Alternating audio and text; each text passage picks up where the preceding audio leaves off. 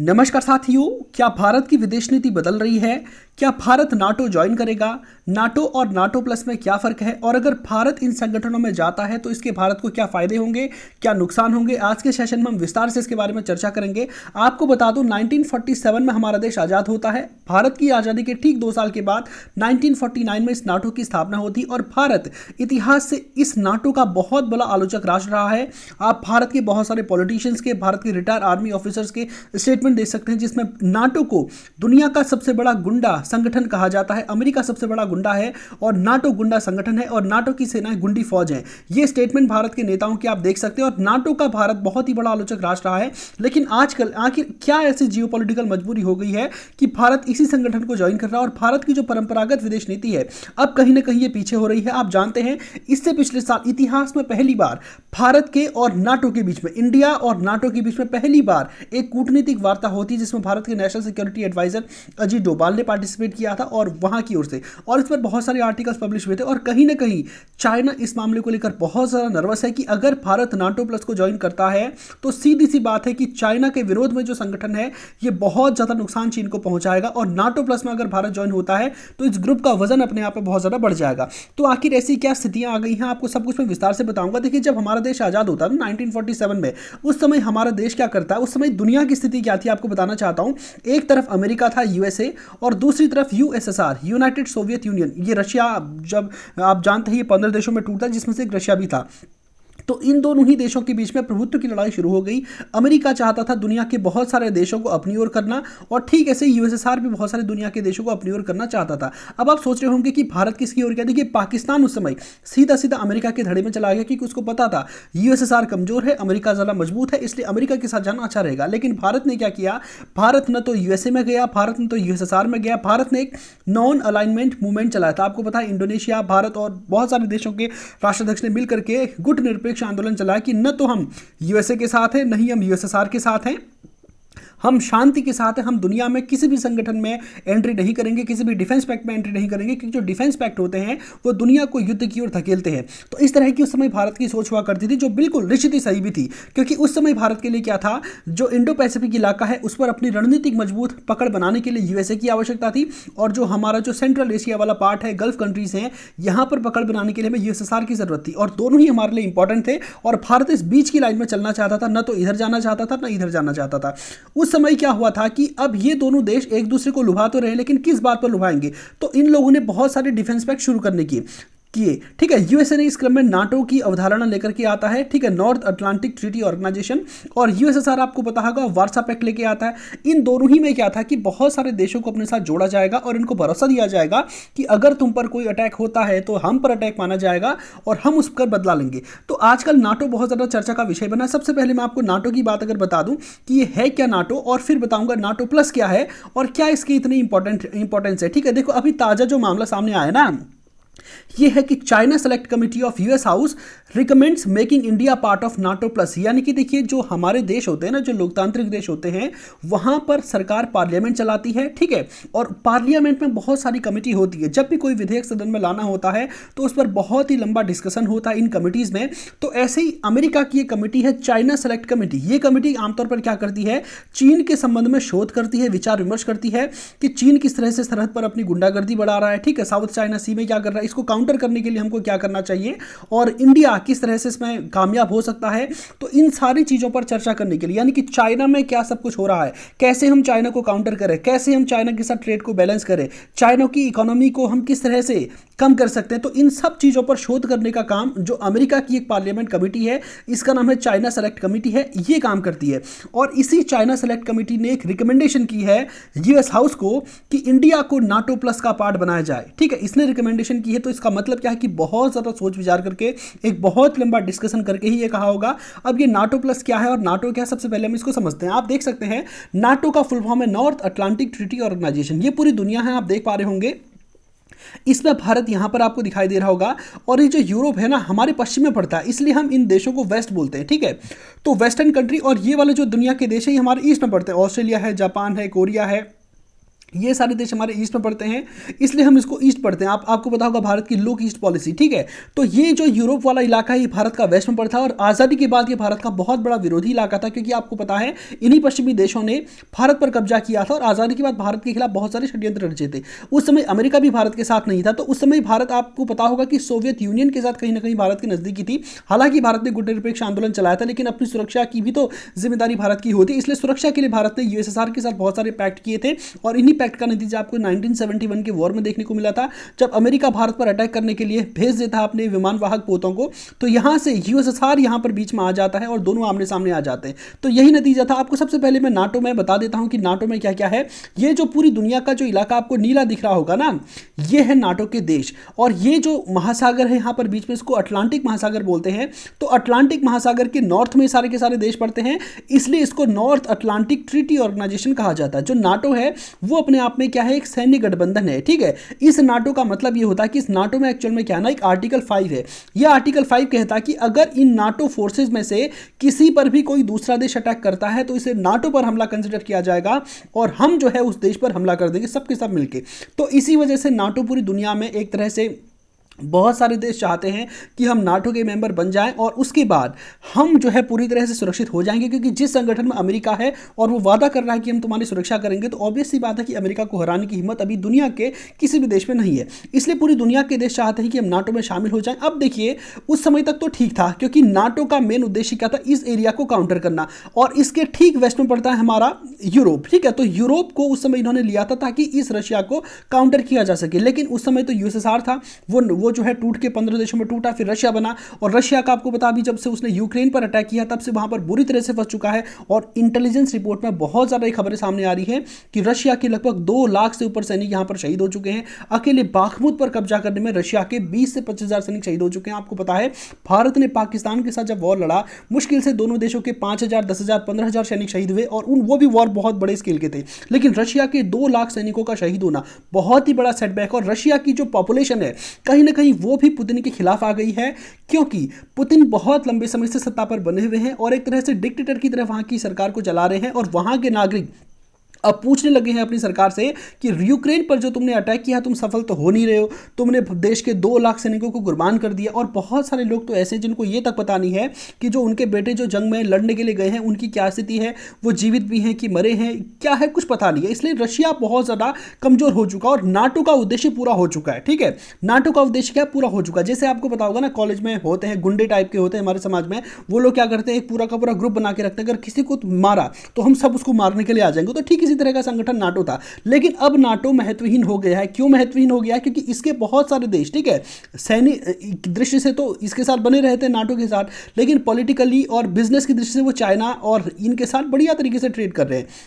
तो नाटो की जो अवधारणा थी वो रशिया को काउंटर करने के लिए थी, और रशिया काउंटर हो चुका है, वो बहुत कमजोर हो चुका है, और अब उसमें इतनी शक्ति नहीं बची है कि वो अमेरिका या फिर दुनिया के किसी देश का मुकाबला कर सके, क्योंकि वो यूक्रेन जैसे छोटे से देश पर अटैक नहीं कर पाए, छोटे से देश को जीत नहीं पाए, तो दुनिया में वो क्या कर सकेगा। अब जो नाटो है ना, अब अमेरिका चाहता है कि ये जो नाटो अभी तक पश्चिम तक रह गया, अब हम इसको ईस्ट की ओर ले जाएं, ठीक है, ये वाले ईस्ट की ओर अब हम इसको एक्सटेंड करें। अब ऐसा क्यों करें? तो क्योंकि देखिए यहाँ पर आपको एक देश दिख रहा होगा, चाइना, ठीक है, भारत के ठीक नॉर्थ में आपको यहाँ पर ये कंट्री चाइना दिख रहा होगा, ठीक है, ये पूरा का पूरा चाइना की टेरिटरी है, और ये चाइना लगातार अमेरिकी प्रभुत्व को लगातार चुनौती दे रहा होगा। अब आप सोचोगे ये यहाँ का चाइना, ये यहाँ से कैसे अमेरिका पर अटैक करेगा। देखिए मैं आपको बता दूं, ये वाला जो पोर्शन है और ये वाला जो पोर्शन है, पृथ्वी गोल है, तो ये पीछे से एक दूसरे से जुड़े रहते हैं। प्रशांत महासागर यहाँ पर भी है, प्रशांत महासागर यहाँ पर भी है, ये दोनों पीछे से एक दूसरे से जुड़े रहते हैं, इसलिए ये दोनों समुद्र के बाद बिल्कुल एक दूसरे के आमने सामने है। और आने वाले समय में अमेरिका के लिए चुनौती है एक चाइना, क्योंकि चाइना आपको पता है इकोनॉमिक हब अपने आप में बन गया है, और इसने बहुत सारे अपनी आर्मी को अच्छी खासी तैयार कर रखा है, और आने वाले समय में अमेरिका को डर है इस चाइना से, यूएसएसआर से, सॉरी रशिया से अमेरिका को कोई भी किसी प्रकार का डर नहीं। इसलिए अमेरिका क्या चाह रहा है कि इसके जो एनिमी कंट्रीज हैं इनको हम सामने लाते हैं और एक नाटो प्लस नाम का संगठन बनाते हैं। तो नाटो एक अलग संगठन है, नाटो प्लस एक अलग संगठन है। नाटो अब आउटडेटेड हो चुका, हालांकि अभी तक ये नाटो संधि अवेलेबल है। अगर कोई भी दुनिया का देश अभी भी अगर इन नाटो कंट्रीज पर अटैक करता है तो सारे के सारे देश मिलकर उस पर अटैक करेंगे। यही मामला यूक्रेन को था। यूक्रेन चाहता था मैं नाटो का मेंबर बनूं, और यूएसएसआर नहीं चाहता था कि नाटो की सेनाएं उसके बॉर्डर तक पहुंचे, इसलिए ये रशिया ने जो है यूक्रेन पर अटैक कर दिया। अब मैं आपको बता देता हूं कि ये सारे देश आप देख पा रहे होंगे सारे के सारे नाटो कंट्री हैं, और इसमें आप देख पाएंगे कि ये सारे नाटो कंट्री है। देखिए 1949 में इतने सारे देश थे, 52 में फिर ये 2 देश आते हैं, 55 ये सारे देश अलग अलग समय पर नाटो में ज्वाइन होते हैं। अब देखो अमेरिका की रणनीति क्या है कि जो इंडो पैसिफिक का ये पूरा इलाका है ना, इसको कंट्रोल करना अमेरिका के लिए बहुत ज़्यादा चैलेंजिंग हुआ है, क्योंकि आपको पता है कि जो चाइना है वो साउथ चाइना से, ये वाला जो दक्षिण चीन सागर है, इस पर लगातार अपनी पैंठ बनाने का प्रयास कर रहा है। बहुत सारे यहाँ पर जो छोटे छोटे देश हैं, वियतनाम है, फिलीपींस है, इनकी समुद्र सीमा का उल्लंघन कर रहा है। ताइवान पर जो है अटैक करने का इसका प्रयास लगातार है, और ये अब तक कर चुका होता अगर इसको पता नहीं होता कि रशिया को कितनी बुरी तरह से इन देशों ने बर्बाद करके रख दिया है। अब इसके बाद आपको पता होगा FATF, ठीक है, इससे पिछली बैठक में तो रशिया को निकाला गया था, अब बताया जा रहा है कि FATF से इसको ब्लैकलिस्ट भी कर दिया जाएगा। और अगर ऐसा हो जाता है तो रूस के लिहाज से ये काला दिन साबित होगा, क्योंकि इसके बाद कोई भी इंटरनेशनल ऑर्गेनाइजेशन, ठीक है, वर्ल्ड बैंक है, IMF है, और भी बहुत सारी इंटरनेशनल जो वित्तीय संस्थाएं हैं, वो रशिया को लोन नहीं देगी, और रशिया पूरी तरह से बर्बाद हो जाएगा, बिखर के रह जाएगा, और भूखमरी की कगार वहां पर आ सकती है। ठीक है, इतना बिखर सकता है।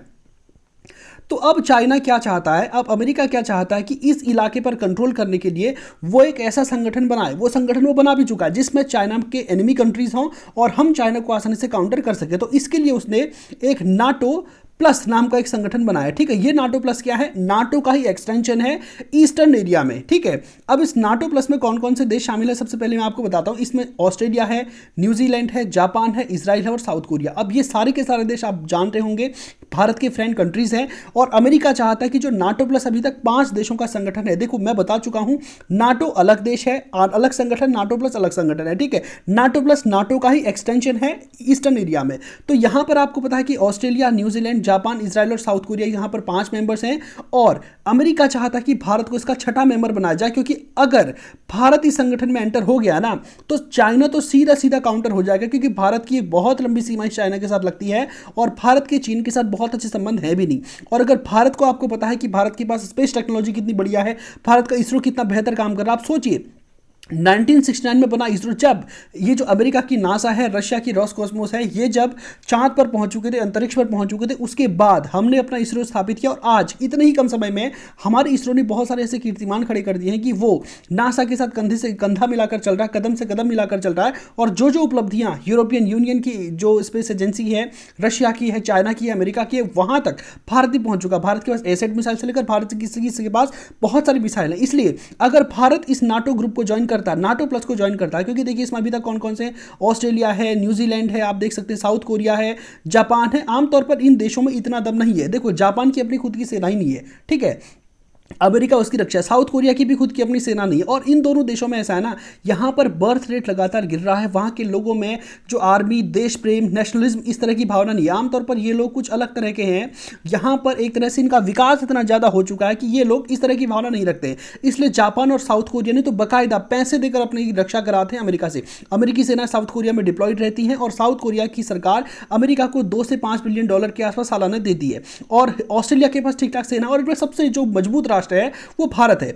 तो अगर भारत इसको ज्वाइन करता है तो क्या इसके फायदे होंगे, क्या इसके नुकसान होंगे, अगर हम इसको देखें तो देखिए सबसे पहली बात, अगर हम इसके फायदों की बात करते हैं तो देखो, अगर भारत इस ग्रुप को ज्वाइन करता है तो ऑब्वियस सी बात है, आने वाला समय क्या है, तकनीक का है, टेक्नोलॉजी का है। और अगर भारत इस ग्रुप को ज्वाइन करता है तो भारत को अलग अलग तरह की टेक्नोलॉजी यहां से प्राप्त होगी, चाहे इंडिया का स्पेस फील्ड हो, चाहे हमारा डिफेंस सेक्टर हो, अलग अलग तरह की टेक्नोलॉजी हमको मिलेगी, फाइटर प्लेन बनाने की टेक्नोलॉजी, सबमरीन्स को बनाने की टेक्नोलॉजी, ठीक है। और इसके अलावा भारत को क्या फायदा होगा कि बहुत बड़ी तादाद में भारत को इंटेलिजेंस इनपुट यहाँ से मिल जाएंगे, क्योंकि एक पूरा का पूरा संगठन अकेले चीन के खिलाफ लगा हुआ है। तो चाइना में क्या हो रहा है, क्या नहीं हो रहा है, चाइना भारत पर किस तरह से एग्रेशन कर सकता है, क्या भारत की सीमा में घुसने का प्रयास कर सकता है। अगर भारत इस ग्रुप के साथ ज्वाइन होगा तो एक जॉइंट कॉम्प्रिहेंसिव प्रोग्राम ये सारे के सारे देश चलाएंगे, और जो जो इंटेलिजेंस इनपुट चीन के संबंध में होंगे वो भारत के साथ भी साझा होंगे। तो भारत के लिहाज से ग्लोबल डिफेंस कॉर्पोरेशन ये है, और अगर भारत को अपनी सुरक्षा करनी है तो ये बहुत जरूरी होगा।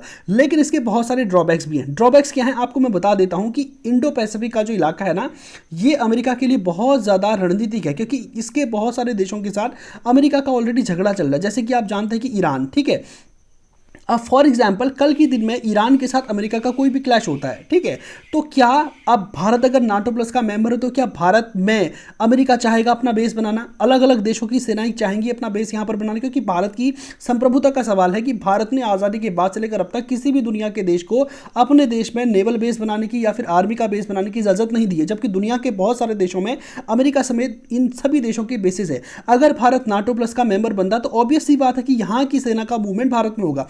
भारत दुनिया के दूसरे देशों की सेना को अपने यहाँ सिर्फ और सिर्फ युद्धाभ्यास के लिए आमंत्रित करता है। तो ऑब्वियस सी बात है कि यहाँ के बहुत सारे देश चाहेंगे कि भारत में अपना बेस बनाया जाए ताकि यहाँ पर अपनी स्थिति को मजबूत किया जाए, जो भारत की संप्रभुता के लिहाज से ठीक नहीं होगा। और अगर मैं आपको बता दूं, आजकल ये FATF की ब्लैक लिस्ट में आप नॉर्थ कोरिया के साथ तो हमारा कोई संबंध है नहीं, लेकिन म्यांमार और ईरान, इन दो देशों का क्या है कि अमेरिका के साथ 36 का आंकड़ा, और आने वाले समय में अगर किसी भी तरह की मिलिटेंसी इस इलाके में होती है, किसी भी तरह की का वॉर टाइप का अगर इस इलाके में होता, तो क्या ये मजबूरी होगी भारत के पास कि वो अपने ही दोस्त म्यांमार और ईरान के खिलाफ कार्रवाई करे? क्योंकि आप जानते हैं कि म्यांमार भारत के लिए बहुत ज़्यादा इंपॉर्टेंट है। म्यांमार की सेना म्यांमार पर इतनी जो है क्रूरता कर रही है, जब म्यांमार में डेमोक्रेटिक सरकार वहाँ पर थी, जब उसका तख्ता पलट किया गया तो भारत सरकार ने इसकी आलोचना बिल्कुल भी नहीं की। क्यों?